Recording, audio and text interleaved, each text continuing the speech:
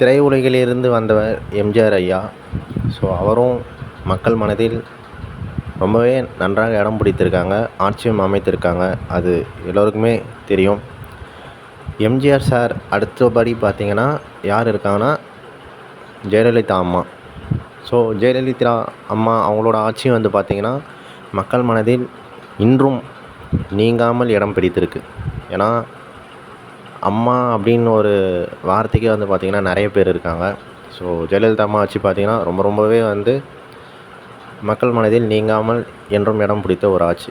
So அடுத்தபடியாக வந்து பார்த்திங்கன்னா திரையுலகிலிருந்து சேம் விஜய் சார் வந்திருக்காரு.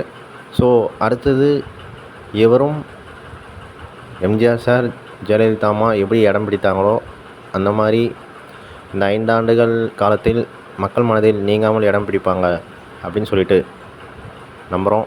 பார்க்கலாம் என்ன நடக்குதுன்னு.